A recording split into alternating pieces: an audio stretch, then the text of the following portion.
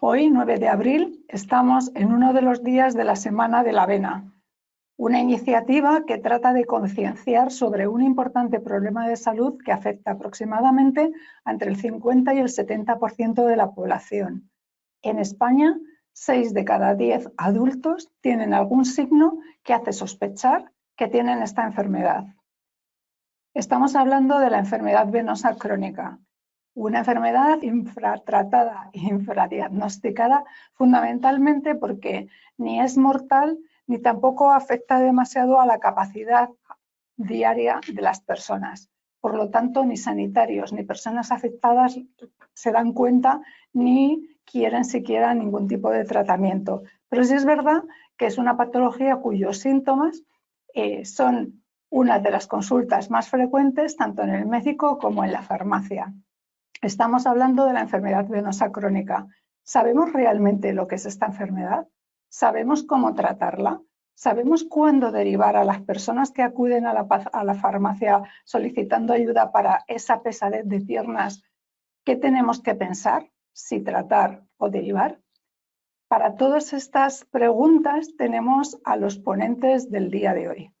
Buenas tardes, soy Raquel Varas, la responsable del área de campañas sanitarias del Consejo General de Farmacéuticos, y empezamos este webinar que estamos realizando gracias al patrocinio del laboratorio Servier, y estoy muy bien acompañada con los ponentes del día de hoy.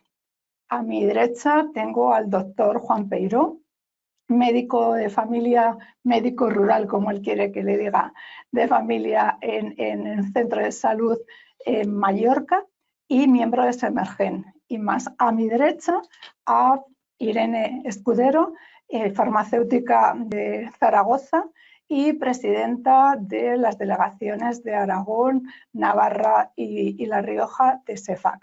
Ambos han sido parte de las personas que han estado integradas participando en la publicación de este consenso que se ha puesto en marcha hace pocos días y del que nos van a hablar.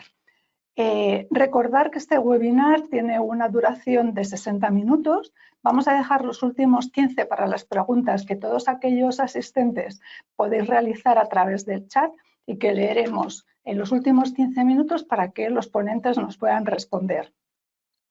Yo creo que ya no voy a decir nada más de momento y doy la palabra a Irene y a Juan para que estén con todos vosotros. Bienvenidos y adelante. Muchas gracias. Muchas gracias, Raquel.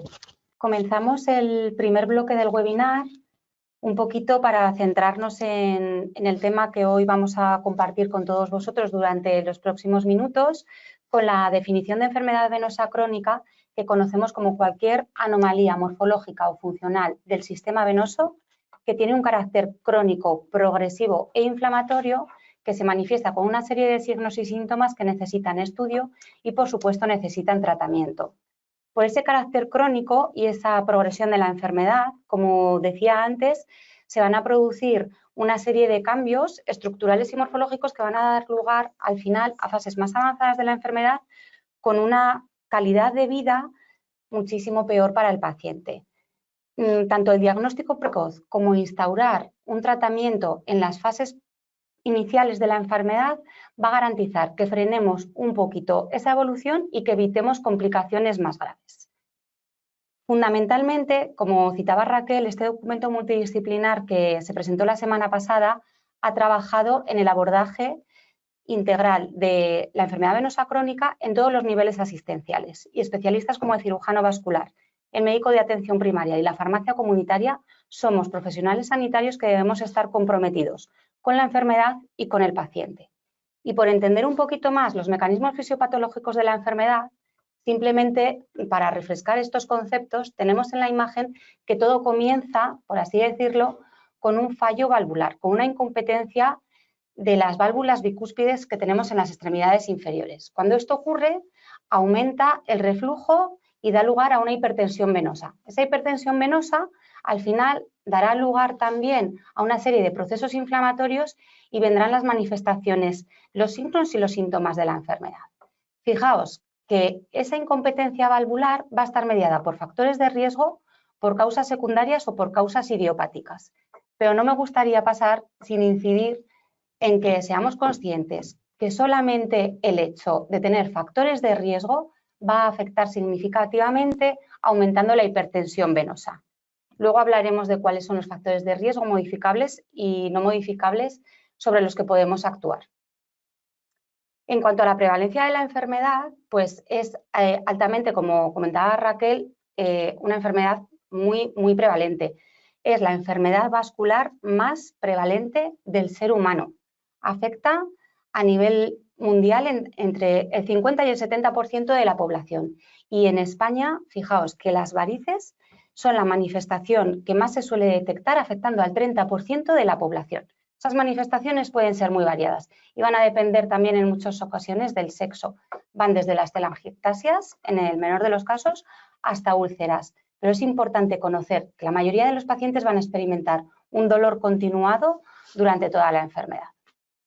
Si hablamos de gasto, tenemos que asumir que el coste económico que supone todo lo que deriva la enfermedad venosa crónica asciende aproximadamente a 16 millones por millón de habitante y año.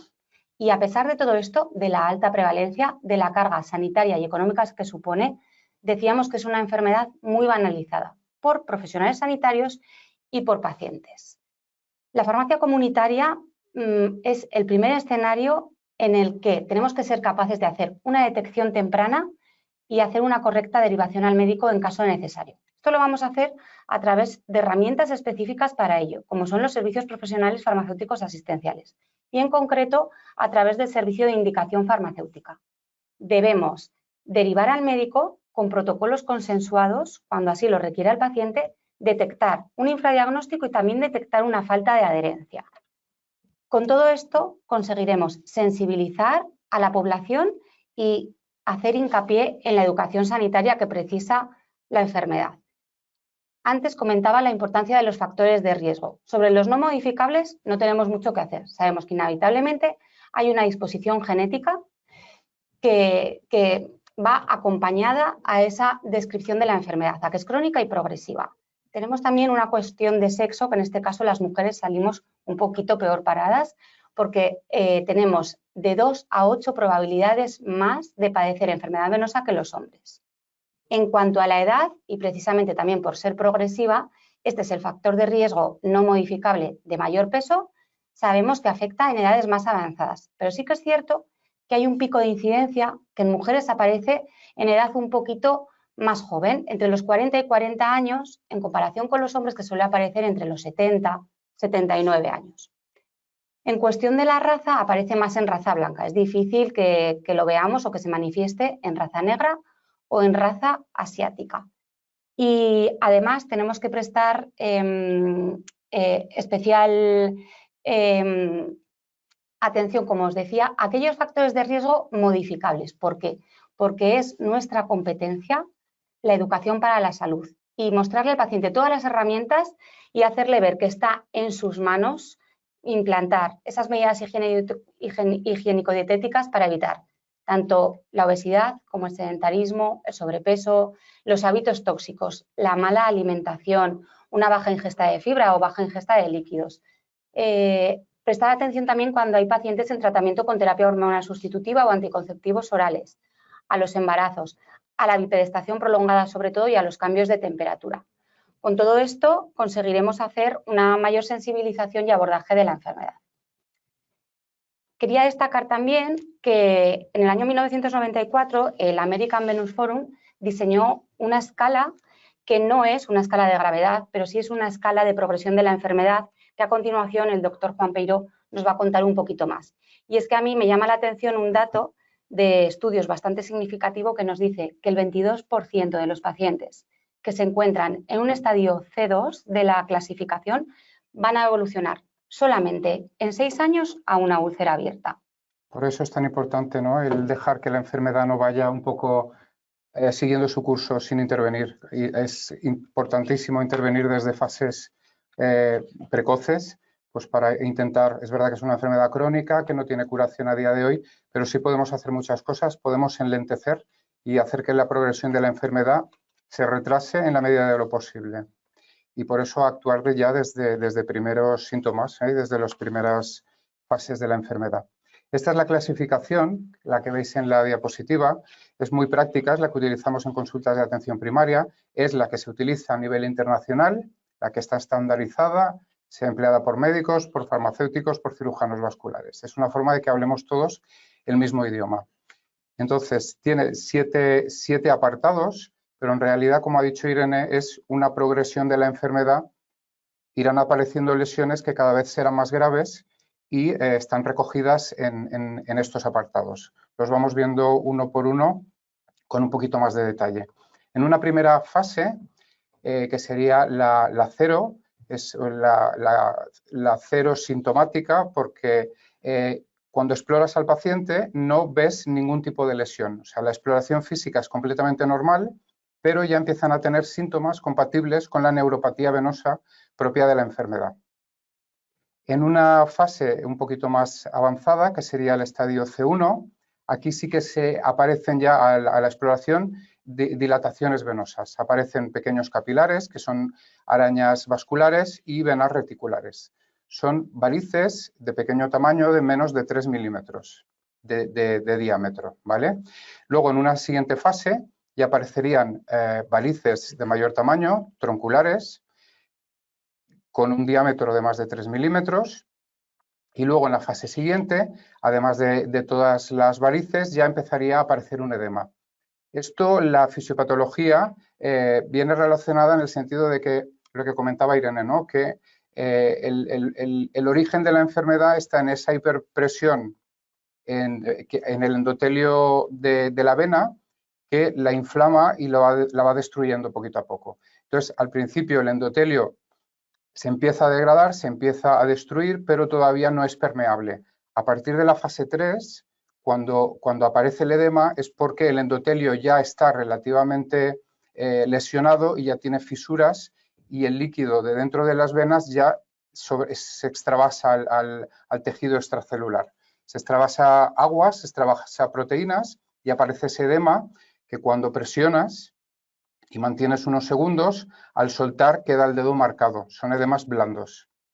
En una fase posterior, la degradación del endotelio es mayor, aparte de extravasarse líquido y proteínas, también se extravasan células, entre ellas hematíes que luego con el paso del tiempo se degradan, y la hemosiderina, que es el pigmento que tienen en el interior, es lo que acabará dando las manchas tan características en la piel de los pacientes con enfermedad venosa crónica. O sea, en un estadio C4 ya hay pigmentación, porque es una fase ya avanzada. C4, C5 y C6 serían fases avanzadas ya de la enfermedad. Dentro de la fase 4 de pigmentación teníamos 3 subapartados. C4A, una pigmentación, y también les puede salir una especie de eczema venoso, pruriginoso, con descamación. En un C4B aparece una lipodermatoesclerosis o atrofia blanca. Si tocas la piel está como indurada, porque esa agua que se ha soltado debajo de la piel y esas proteínas, todo esto se acaba fibrosando y la piel la tocas y está dura. Y luego el 4C sería una corona flebectásica, que también es un signo de enfermedad avanzada.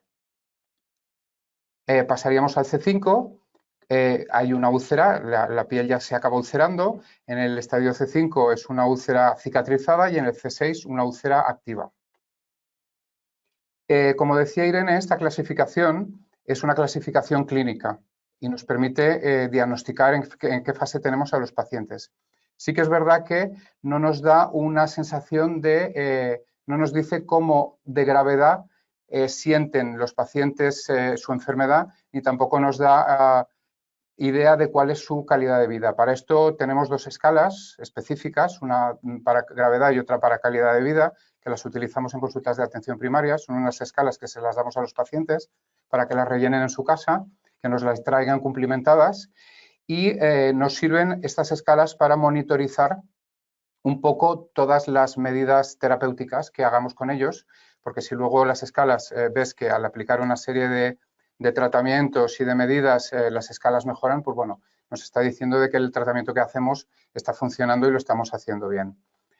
Con esta clasificación sería suficiente para diagnosticarlos, pero sí que es verdad que en las consultas de atención primaria, si tenemos una ecografía, lo suyo es complementar el diagnóstico con la ecografía. El diagnóstico de elección se hace con la ecodoppler.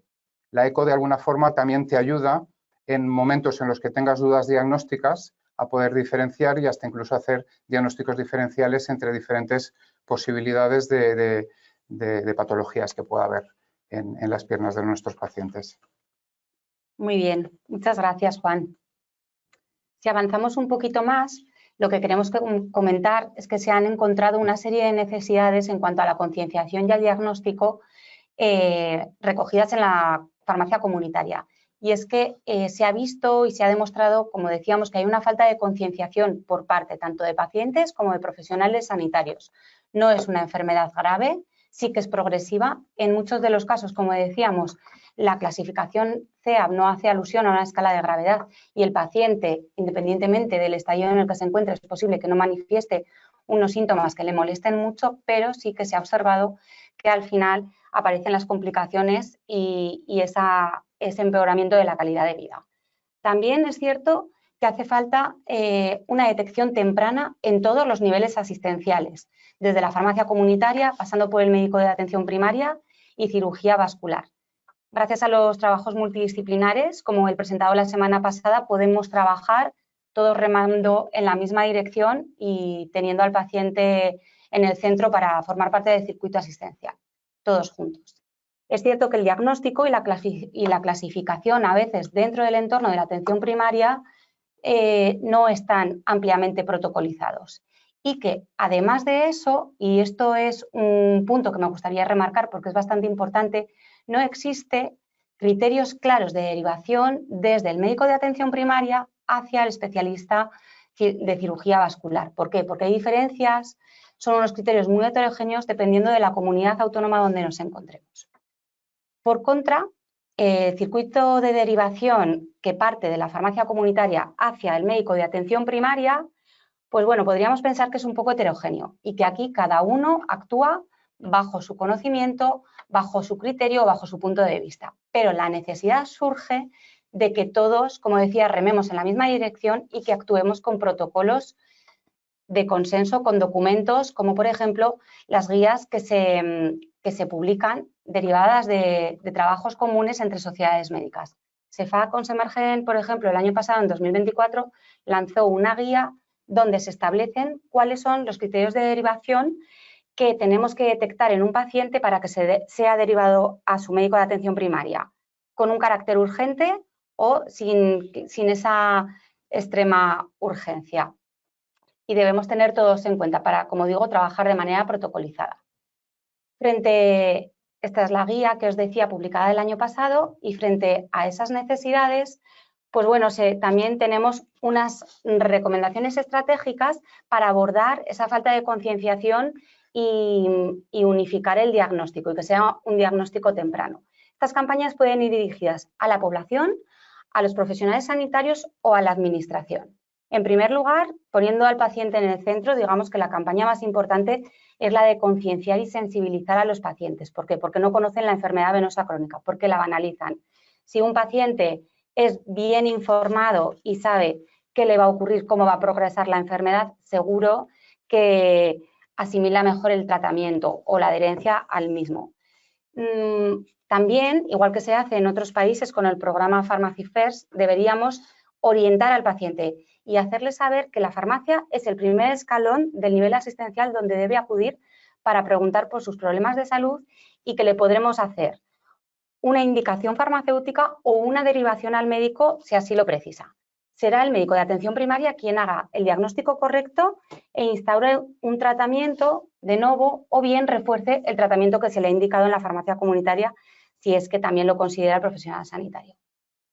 El médico de atención primaria será quien derive al especialista que posiblemente contará con otros tratamientos quirúrgicos o no en la medida de las características o de la progresión de la enfermedad. En cuanto a las campañas que forman parte de la estrategia de información a profesionales sanitarios, creo que ahora mismo, estamos ante un ejemplo de ello, escenarios como este, no solo de información, sino de formación entre compañeros y entre profesionales sanitarios es una de las mejores herramientas que tenemos para dar a conocer la enfermedad y el abordaje de la misma. Utilizar guías de práctica clínica, guías internacionales que demuestren cuáles son los tratamientos con las últimas evidencias y documentos de consenso. Y en cuanto a las campañas dirigidas a la administración, pues bueno, quizá erróneamente entendemos hablar de la administración con demostrar un gasto referente a la enfermedad que estamos barajando. No quiero quitarle hierro al asunto porque es verdad que los gastos derivados de la enfermedad venosa crónica suponen alrededor de 16 millones de euros por millón de habitante y año. Es una cifra muy importante. Pero yo creo que al paciente le importa poco la cifra en general, sino que lo que le importa es el resultado en su calidad de vida, en la mejora de la calidad de vida. Y estamos aquí para eso. Entonces, deberíamos anteponernos a esa idea errónea de hacer esa similitud con el gasto y dar ya las respuestas. Una de las respuestas o una de las herramientas que podríamos utilizar para dar respuesta a ese gasto sería cómo la farmacia comunitaria es capaz, a través de sus recursos específicos, a través de los servicios profesionales o, en este caso, a través del servicio de indicación farmacéutica, contribuir al ahorro haciendo un buen uso de los recursos disponibles. En cuanto al rol de la farmacia comunitaria en la detección de la enfermedad, bueno, pues ya hemos hablado que somos el primer escalón para la detección. Debemos participar activamente y de manera protocolizada y consensuada con sociedades médicas en los circuitos de derivación. Somos el profesional sanitario que puede detectar fácilmente, por la cercanía y confianza con el paciente, una falta de adherencia y además debemos también participar tanto en dar información, educación sanitaria, como dar formación, tanto a la población como a compañeros, a otros profesionales sanitarios. Por tanto, creo que la formación continuada y la actualización de conocimientos en materia de enfermedad venosa crónica nos va a situar en el papel clave para la detección del infradiagnóstico, del infratratamiento y formar parte así del circuito asistencial del paciente. Ahora pasaríamos a un segundo bloque que nos hablaría de cuáles son las relaciones de la enfermedad venosa crónica con otros procesos, entre ellos, en primer lugar, con la enfermedad hemorroidal y, en segundo lugar, si tiene alguna relación o no y las asociaciones con las enfermedades cardiovasculares y el riesgo cardiovascular. Empezando con la relación enfermedad venosa crónica y enfermedad hemorroidal, pues si nos preguntamos si tienen alguna relación, por supuesto que la tienen. El origen es el mismo, lo que pasa que afecta a territorios venosos diferentes. Como ha comentado Irene, punto de origen, fracaso del sistema venoso, acumulación de sangre en el interior de las venas, congestión, hipertensión mantenida que provoca una inflamación del endotelio y una destrucción del mismo. Y bueno, entonces en las dos enfermedades el origen es idéntico, solo que en la enfermedad venosa crónica afecta a territorios de venas superficiales en miembros inferiores, las afenas, y en la enfermedad hemorroidal los plexos que están afectados son los plexos hemorroidales internos. Hay un estudio bastante reciente que es el CORUS, este que tenéis aquí, que es un estudio que quiso explorar en pacientes que tenían enfermedad hemorroidal la frecuencia con la que coexistía esta enfermedad con la enfermedad venosa crónica. O sea, pacientes con enfermedad hemorroidal, ¿cuántos de ellos tienen además una enfermedad venosa crónica? En este estudio se vio que ambas enfermedades tienen factores de riesgo comunes y compartidos, como pueden ser la edad, el sedentarismo, el sobrepeso, la bipedestación prolongada o el embarazo. La coexistencia de enfermedad hemorroidal y enfermedad venosa crónica en más de la mitad de la población del estudio destaca la importancia de realizar exámenes para detectar enfermedad venosa crónica en pacientes con diagnóstico de hemorroides y viceversa. Como son tan comunes y son tan frecuentes, este estudio nos hace plantear que cuando tengamos a un paciente que viene contándote una problemática de enfermedad hemorroidal, pues bueno, quizá deberíamos de explorar también si tiene sintomatología de enfermedad venosa crónica, aunque no nos la cuente, y al revés. Como sabemos, la enfermedad hemorroidal es una de las patologías anorrectales más frecuentes en la población general. Se estima que la mitad de la población tendrá alguna crisis hemorroidal alguna vez a lo largo de su vida. Es una de las consultas frecuentes tanto en las consultas de atención primaria como en la farmacia comunitaria. Y, sin embargo, bueno, lo que queríamos destacar con este estudio es que nos hemos dado cuenta de que en unas primeras fases el paciente suele consultar en la oficina de farmacia más que en las consultas médicas. Entonces, sería importante, pues bueno, el hacer un abordaje común, sea de un sitio o del otro, para enfocar las dos enfermedades y poder abordarlas las dos. Entre los enfoques farmacológicos, para la enfermedad hemorroidal, los fármacos venoactivos pueden abordar las causas subyacentes tanto de las hemorroides sintomáticas como de la enfermedad venosa crónica, ya que el origen de ambas enfermedades es el mismo. A través de sus efectos beneficiosos sobre el tono venoso, los procesos inflamatorios y la permeabilidad microcirculatoria. El uso temprano de dichos agentes puede desempeñar un papel en la prevención o en el retraso del desarrollo y la recurrencia de los signos y síntomas hemorroidales y del continuum de la enfermedad venosa crónica. De entre los fármacos venoactivos, el más estudiado y el más utilizado es la fracción flavonoide purificada y micronizada, que es el tratamiento de primera línea en todos los grados de la enfermedad hemorroidal, porque mejora de forma significativa síntomas como sangrado, secreción, prurito y disminuye el riesgo de recurrencia.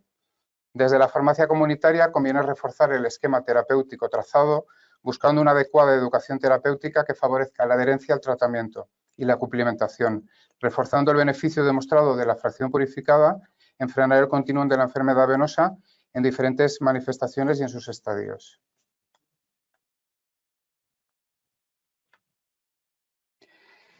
Ahora vamos a hablar de la relación que existe entre la enfermedad venosa crónica y la enfermedad cardiovascular y el riesgo cardiovascular. Hay muchos estudios, cada vez más. Tenemos ya bastante evidencia científica de estudios que nos demuestran que la enfermedad venosa crónica no es un ente aislado, sino que se relaciona con el riesgo cardiovascular. Era algo que era impensable hasta hace pocos años y ahora se ha visto que ya se ha demostrado una relación directa. Enfermedad venosa crónica, riesgo cardiovascular y mortalidad. Este es el estudio de Prochanska, lo solemos poner en las presentaciones porque fue el pionero y fue el primero que demostró por primera vez la asociación entre enfermedad venosa crónica, enfermedad cardiovascular y mortalidad. En este estudio participaron más de 12.000 pacientes con enfermedad venosa crónica, a los que se les hizo un seguimiento durante un periodo de 5 años. La enfermedad venosa crónica se asocia a un mayor riesgo de enfermedad cardiovascular y es un fuerte predictor de muerte por todas las causas, independientemente de los factores de riesgo asociados. El riesgo de padecer una enfermedad venosa crónica a los 10 años aumenta con la gravedad de la enfermedad venosa crónica.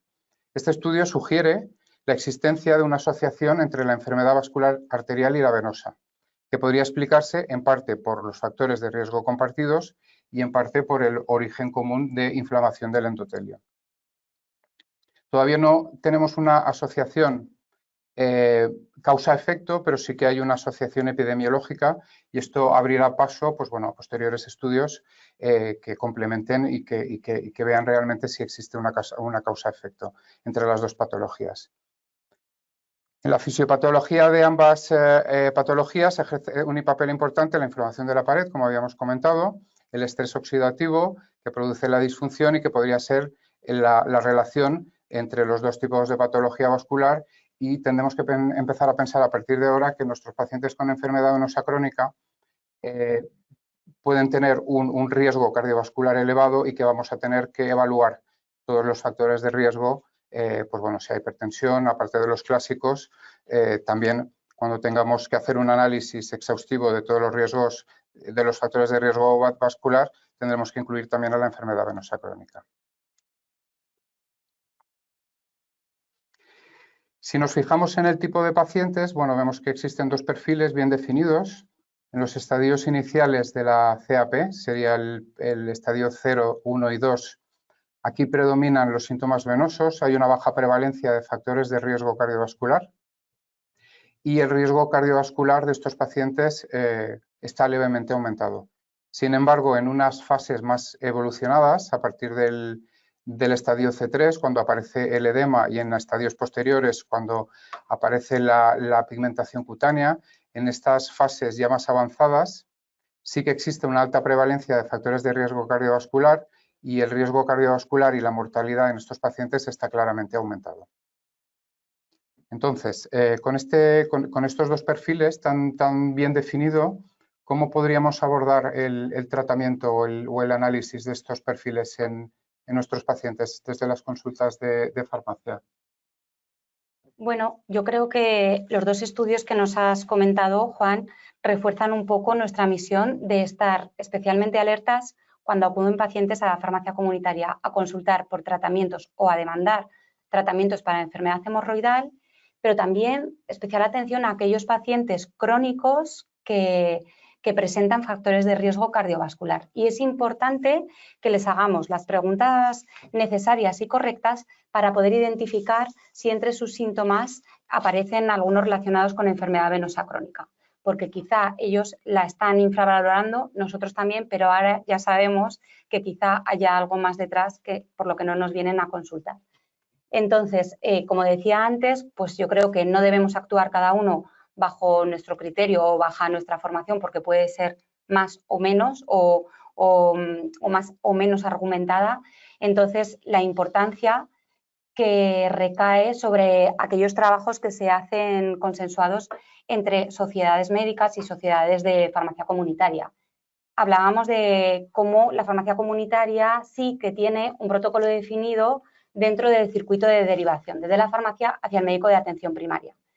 En la guía que comentábamos antes sí que se abordó este tema y es una de las necesidades que vemos desde la farmacia, implantar un servicio de indicación farmacéutica en el que a través de una batería de preguntas seamos capaces de identificar en un primer momento si el paciente tiene un infradiagnóstico o si está diagnosticado y de qué problema de salud o de qué patología o síntoma menor estamos hablando. En principio, podríamos decir, muy a grandes rasgos, que podríamos hacer desde la farmacia comunitaria un buen abordaje, creo yo, si no me equivoco, de pacientes con enfermedad venosa crónica sin necesidad de derivar, siempre que el paciente no cumpla con una serie de signos o síntomas de alarma. Es decir, que yo puedo hacer una indicación implementando el servicio de indicación farmacéutica y recomendar un tratamiento farmacológico, no farmacológico o una recomendación de medidas higiénico-dietéticas.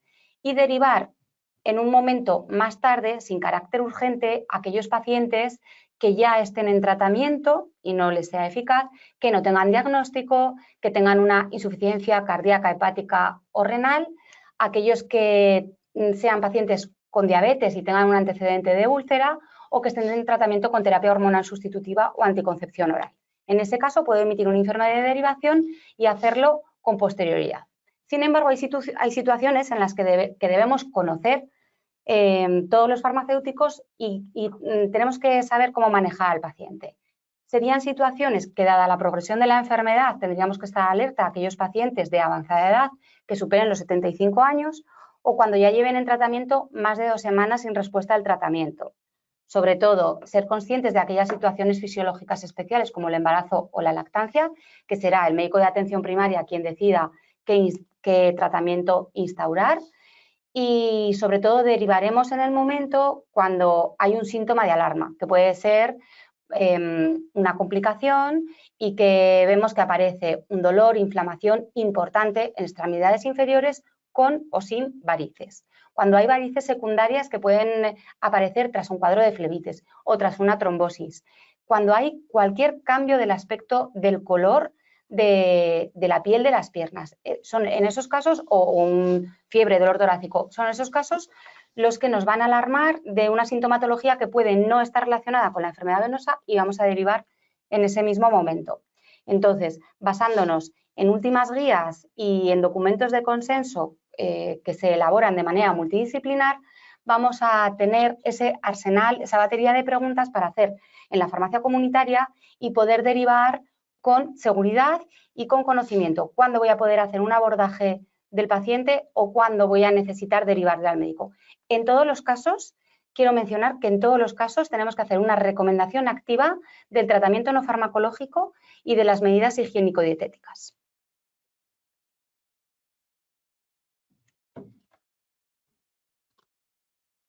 Entonces, las necesidades encontradas que vimos en el comité en relación a enfermedad venosa crónica y riesgo cardiovascular es un desconocimiento de los profesionales sanitarios en las últimas investigaciones y en las últimas evidencias, en lo que se refiere a enfermedad venosa crónica y patología arterial. Hasta el momento no existen estudios para establecer una escala de riesgo cardiovascular en base a la enfermedad venosa crónica. Y tampoco se conoce si el tratamiento de la enfermedad venosa crónica en todas las modalidades conduciría a una disminución del riesgo cardiovascular. Recomendaciones estratégicas para la relación enfermedad venosa crónica y riesgo cardiovascular. El farmacéutico no solo puede detectar signos tempranos de enfermedad venosa crónica, sino que también juega un papel clave en la prevención de eventos cardiovasculares al identificar factores de riesgo compartidos. Un ejemplo sería, por ejemplo, pues bueno, llega un señor con una diabetes a la farmacia comunitaria a recoger su medicación, pues bueno, podríamos aprovechar, ya que la diabetes es un factor de riesgo cardiovascular, pues bueno, profundizar un poquito más en si pudiera haber algún factor de riesgo, preguntar por síntomas de enfermedad venosa crónica, hasta incluso por síntomas de hemorroides, ¿no? por la alta prevalencia que tienen entre las dos.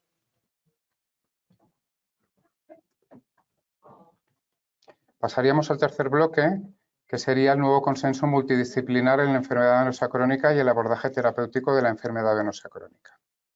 El manejo de la enfermedad venosa crónica incluye el cumplimiento de una serie de medidas generales, el control de factores de riesgo, terapia compresiva, tratamiento farmacológico y luego la ablación o la cirugía venosa como último recurso en algunos de los pacientes. El objetivo del tratamiento médico sería doble. Por un lado, tratar esa hipertensión venosa con medidas higiénico-dietéticas como tratamiento de base y con terapia compresiva. Y luego, por otra parte, sería tratar el daño de la lesión del endotelio con fármacos venoactivos, fármacos que tienen indicación para esto. El tratamiento de referencia en la enfermedad venosa crónica es la fracción flavonoide purificada y micronizada, que es el único que tiene evidencia científica demostrada en comparación con otros venotónicos. Hablaremos, si acaso, un poquito más adelante. Vamos a hablar ahora de medidas higiénico-dietéticas. En cuanto a medidas higiénico-dietéticas, se aconseja evitar la obesidad y el sedentarismo, realizar ejercicios que mejoran el retorno venoso, evitar el uso de prendas ajustadas y el estreñimiento, corregir toda alteración de la estática y de la dinámica de las extremidades inferiores, utilizar un calzado adecuado que asegure un buen funcionamiento de la bomba muscular, evitar el uso de tacones de forma continuada, evitar exposiciones prolongadas a fuentes de calor, evitar hábitos tóxicos y la bipedestación y la desedestación prolongadas. Serviría de ayuda las duchas de agua fría con un recorrido ascendente, reposar con los pies elevados y un cuidado de la piel y la detección precoz de las heridas y el tratamiento de las mismas. Ahora vamos a hablar un poquito de la medicación y de los efectos de cada uno de los fármacos, ¿vale? Se habla de, cuando hablamos de medicación para la enfermedad venosa crónica, hablamos de fármacos venoactivos, VAT, que son sus siglas en inglés. Los VAT engloban a un grupo de fármacos que la verdad es que es muy heterogéneo, con composiciones diferentes y con mecanismos de acción distintos. Si os fijáis en la diapositiva, tenemos a la izquierda todos los grupos farmacéuticos y a la derecha las dianas sobre las que puede actuar o no cada principio activo, ¿vale? Podrían actuar sobre el tono venoso, protegiendo la pared de las válvulas y del endotelio venoso. Al proteger el tono venoso y evitar la permeabilidad, tendrían un efecto antiedema. También tienen un efecto favorecedor del drenaje linfático. Pueden tener un efecto hemorreológico en el sentido de que disminuyen la viscosidad sanguínea. Funcionan o tienen efecto como antioxidantes, como antiinflamatorios y como protectores del endotelio. Si os fijáis, no todos los venoactivos son iguales y el más completo y el que actúa abordando todas estas dianas terapéuticas que hemos estado comentando, el que las toca todas y el que actúa sobre todas es la fracción flavonoide purificada y micronizada. Es por eso que las guías nacionales, europeas e internacionales, a la hora de hacer recomendaciones y posicionarse, pues bueno, si veis en esta diapositiva, las indicaciones serían para aliviar síntomas asociados a la enfermedad venosa crónica en pacientes con estadios, con todos los estadios de la enfermedad y el único principio activo que tiene una recomendación de uso fuerte y un nivel de evidencia 1B es la fracción flavonoide purificada y micronizada, y además este es el único que tiene indicación también para el tratamiento de las úlceras venosas en combinación con la terapia compresiva.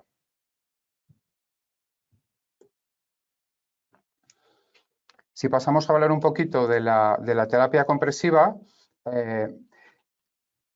lo podríamos dividir en tres grandes bloques, ¿no? Tendríamos medias de compresión ligera, con una presión ligera hasta 20 milímetros de mercurio, otras de compresión normal entre 20 y 30 y otras de compresión fuerte que sería a partir de 40.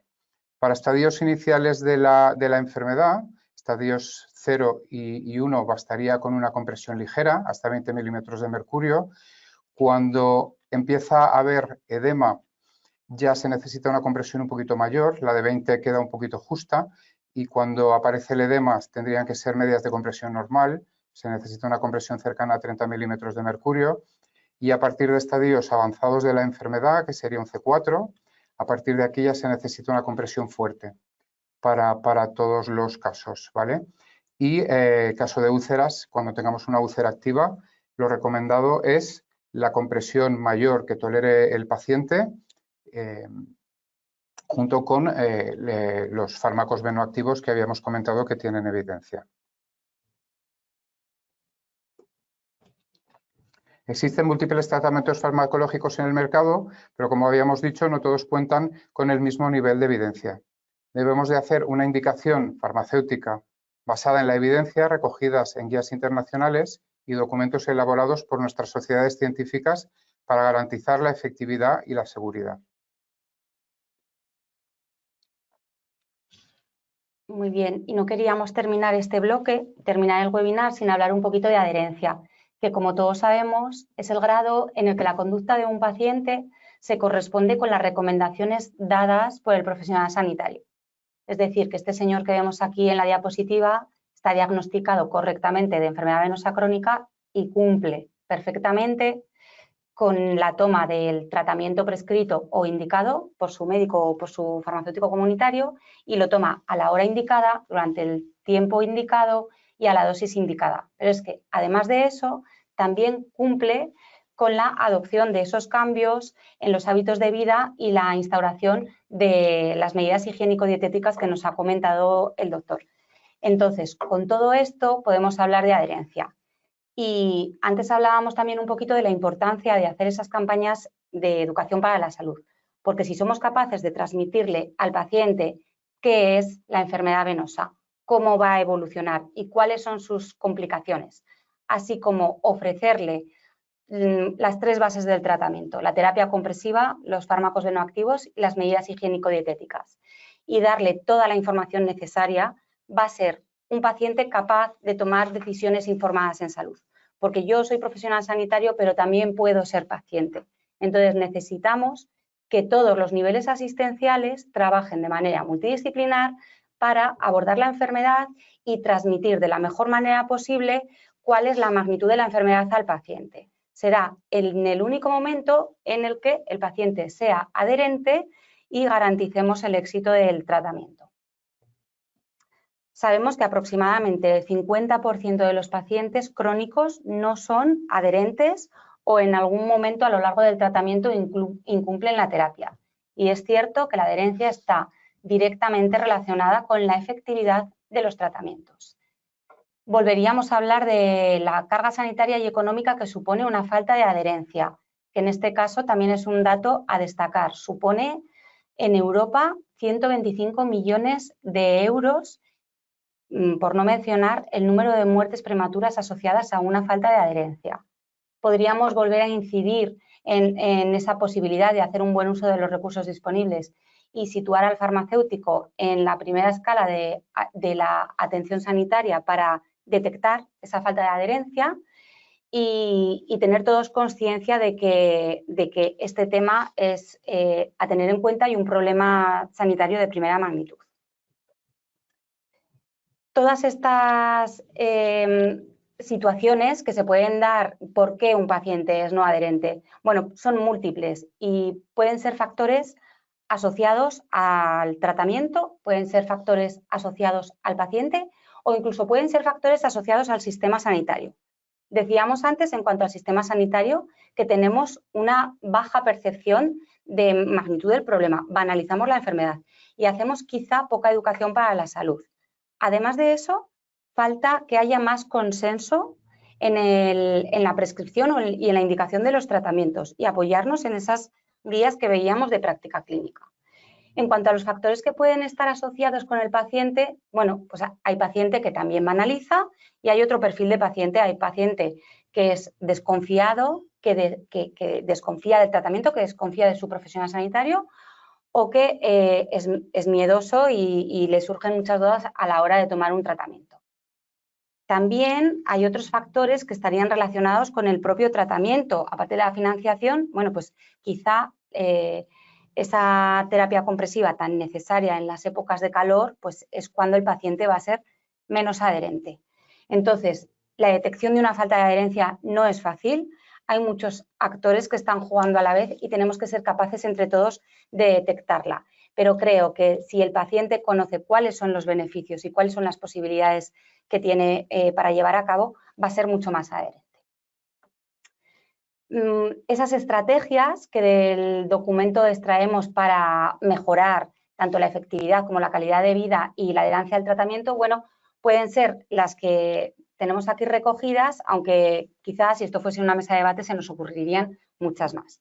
Pero bueno, vamos a decir que podríamos hacer un listado de fármacos venoactivos validados en las guías entre el profesional sanitario y la administración, que tendríamos que utilizar herramientas de cribado para detectar esa falta de adherencia, que hay que aumentar esas campañas informativas enfocadas a la sensibilización y que es súper importante la toma de decisiones compartidas en cuanto al tratamiento entre el profesional sanitario y el paciente. Por último, como conclusión del webinar, pues bueno, citar que hemos estado hablando de la alta prevalencia, del impacto en la calidad de vida de los pacientes que supone esta enfermedad, de las necesidades que hemos encontrado en la farmacia comunitaria y cómo poder resolverlas, y que los farmacéuticos comunitarios, bueno, pues que gracias al resto de profesionales de los distintos sistemas, perdón, de los distintos niveles asistenciales, nos sitúa en la primera línea de detección de infratratamiento o de infradiagnóstico. Muy bien, pues enhorabuena a los dos ponentes. Habéis comentado todos, yo creo que todas las preguntas que teníamos en cartera de una forma muy didáctica, así que como además estamos ya en los últimos 10 minutitos, vamos a dar respuesta a alguna de las preguntas que los asistentes a los que damos las gracias han dejado en el chat. La primera, doctor, dice, cuando hay edema sin venas dilatadas, ¿es también una enfermedad venosa? Bueno, habría que estudiarlo un poquito más en profundidad. Puede que el edema, el propio edema,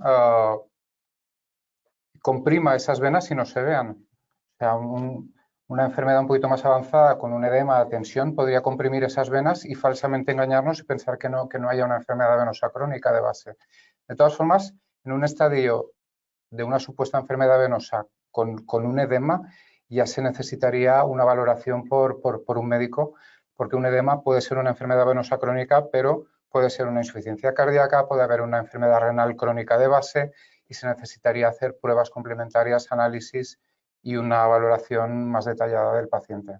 Supongo que hablando de los tacones antes, la pregunta es, ¿los zapatos tipo zapatilla de deporte ayudarían? el zapato tipo zapatilla de deporte no sería malo. O sea, lo que queremos enfatizar a la hora de utilizar zapatos es que no sean excesivamente, hay zapato que es incómodo, de horma estrecha, que aprietan y que en definitiva comprimen el sistema venoso. Eso es de lo que se trata evitar, o sea, un zapato que respete la anatomía y que de alguna forma te deje caminar bien. Esos zapatos de aguja que vas con un pie completamente, que te estás apoyando prácticamente en los dedos, o sea, la forma de caminar y la forma de bombear luego el retorno del sistema venoso hacia arriba no es lo correcto, ¿no? Y es lo que habría que cuidar en ese sentido. Muy bien, dice, ¿cuánto tiempo seguido se recomiendan tomar los fármacos venoactivos? Pues según ficha técnica, dice que por temporadas de 3 meses, que se puede descansar, y sobre todo sería en épocas donde la sintomatología está más acusada, que es época pues, de calor, ¿no? Que es cuando se dilata todo el sistema venoso y cuando hay más molestias. En épocas de verano es cuando más se utilizan. Pero sí que es verdad que si lo piensas bien, una enfermedad venosa crónica es una enfermedad crónica y el tratamiento se podría utilizar siempre, porque la enfermedad existe y existe en verano y existe en invierno. Es verdad que en invierno tenemos menos síntomas, pero existe la enfermedad. Los fármacos venoactivos, por todo lo que hemos estado comentando de los beneficios y de la protección que hacen del sistema endotelial venoso, de alguna forma el utilizarlos de continuo nos van a proteger y van a enlentecer la progresión de la enfermedad, y yo creo que sería interesante utilizarlos desde los primeros estadios. O sea, no hace falta llegar a una enfermedad ya muy evolucionada para iniciar. O sea, desde las primeras manifestaciones se pueden utilizar porque van a proteger y van a cuidar nuestro endotelio, y se deberían de utilizar en todas las épocas del año y como cualquier enfermedad crónica, siempre. Igual que un paciente hipertenso emplea su medicación para la tensión cada día, para la enfermedad venosa crónica se debería utilizar también los venoactivos de forma crónica, en mi opinión. Muy bien, dice, he visto en algunas ocasiones utilizar dosis mucho mayores de las indicadas en el prospecto en procesos agudos, incluso en ataques hemorroidales. En ficha técnica no aparece esta aplicación, ¿sería adecuada? Es que las dosis que se utilizan para procesos agudos son más altas, sí que vienen en ficha técnica. Para crisis hemorroidales, la dosis de la fracción flavonoide no tiene nada que ver con una dosis de mantenimiento o la dosis habitual que se utiliza para enfermedad venosa crónica. Bien especificado para cada patología y para cada brote cuál sería la dosis adecuada. Muy bien. Dice, ¿qué fracción purificada de qué flavonoide tiene más evidencia?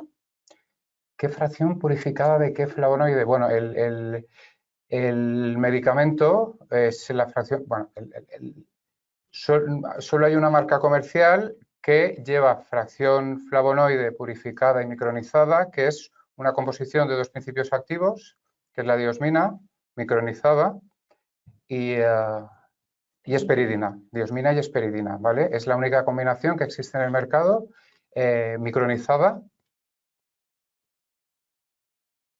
Entonces es que es la única que tiene evidencia. O sea, solo tenemos una, que es la combinación de los 2 principios activos, que por la galénica da muy buen resultado, afecta a todas las dianas donde puede trabajar el venoactivo, y es la única que tiene evidencia porque es que es la única que existe, la molécula original. Vale. Dice, paciente que experimenta efecto adverso o dolor de cabeza, ¿qué se le recomienda? Efecto adverso o dolor de cabeza. Entiendo que el dolor de cabeza se lo provoca Sí, el tratamiento. Es que no veo la asociación de... Poco frecuente. Poco frecuente. Vale. No veo el motivo de que un venoactivo provoque una cefalea. Muy bien. Dices, ¿y si en vez de medicamentos usamos alimentos ricos en flavonoides, el efecto sería el mismo? Pues no sería el mismo, porque las cantidades de flavonoides que hay en los alimentos, bueno, son diversas, variadas, también depende de la absorción intestinal y y no te daría unas dosis adecuadas. Esto es como tomarse una tila para el que está nervioso. Pues bueno, una tila o el tomar soja en comida o en las dosis de soja que se necesitan para aliviar unos sofocos son unas dosis determinadas que con la dieta y con los suplementos alimentarios muchas veces no se llega. Aquí pasaría lo mismo. Aquí hay que tomar las dosis que toca del producto que está fabricado y que pasa unos criterios de calidad y unos controles de calidad que es lo que nos dan el estándar y la seguridad de que aquello que estamos tomando es lo correcto. ¿Es contraproducente utilizar medias de compresión fuerte en estadios leves? No, no sería contraproducente. Lo que pasa es que a lo mejor no hay necesidad. En estadios leves, donde necesitas una compresión ligera porque te basta, el tener que utilizar una media de compresión fuerte, que es verdad que son más rígidas, más incómodas y más difíciles de poner y de llevar, si no hay necesidad tampoco sería necesario. Yo creo que esta pregunta viene porque las de compresión fuerte son las que están financiadas y las otras no. Bueno, pensar que sí, es una buena inversión. Una media de compresión no es tan cara y lo que te cuesta para los beneficios que te da y duran bastantes meses, se pueden utilizar diariamente y no se necesitan recambiar hasta los 3-6 meses. Es una inversión, la verdad, que es rentable.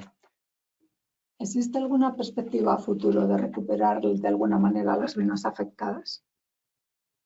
No, la vena que está afectada y que está deteriorada, no hay forma de recuperarla. Lo que se hace es eliminarlas para evitar que se compliquen, porque una vena dilatada, esto es como una tubería dilatada que no funciona, ya no nos va a funcionar nunca más.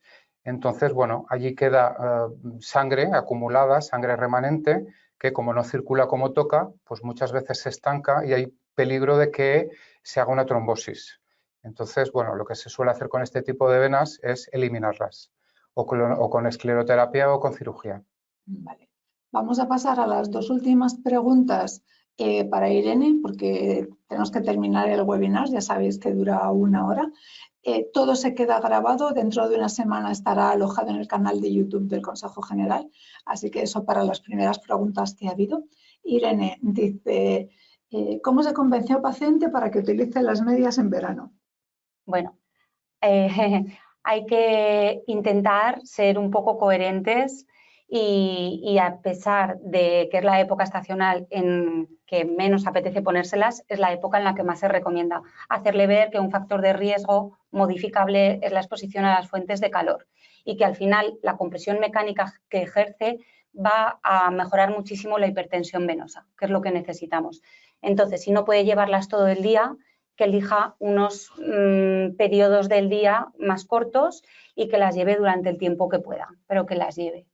Sí, recomendar una buena hidratación y mantenimiento de la piel para que el paciente no tenga la percepción de sequedad o de incomodidad, también va a mejorar el uso diario. Muy bien. Una vena dilatada en realidad es una tubería con un montón de sangre estancada que hay peligro de que se hagan trombosis. En verano, trombosis venosas superficiales siempre, o sea, la mayoría de veces aparecen sobre una vena varicosa que no está comprimida, ¿vale? Entonces, sí que es interesante hacer una compresión porque es una forma de evitar aquella contención que puede desencadenar una trombosis, ¿vale? Siempre es preferible, o sea, cualquier tipo de compresión. Si no toleran una fuerte, que sea una media, y si no, una moderada. Es mejor llevar, aunque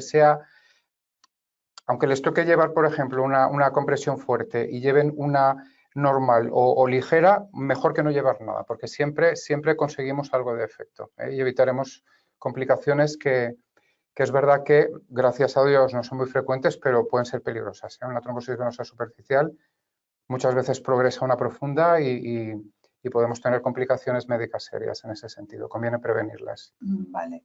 ¿Y se pueden tomar 2 comprimidos juntos de Daflón? Se pueden. Se pueden. Se pueden. Se pueden de manera habitual y, como decía el doctor, se pueden en crisis utilizar incluso 2 comprimidos juntos cada 8 horas. Depende de las características de la patología, del momento y del paciente, pero sí se puede. Muy bien. Y la última para Irene, ¿qué criterios seguir para recomendar media larga, corta o panty?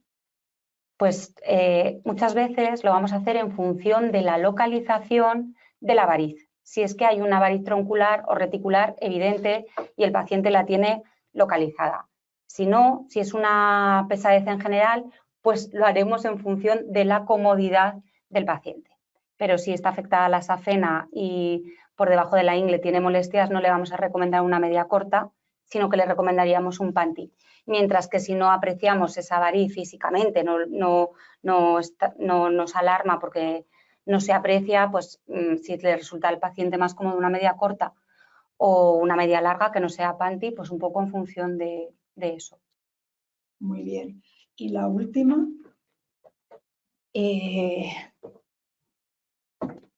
para el doctor, ¿la escleroterapia es segura? ¿Hay alguna relación entre la enfermedad venosa crónica y el angioma? La escleroterapia es una de las técnicas quirúrgicas menos invasivas.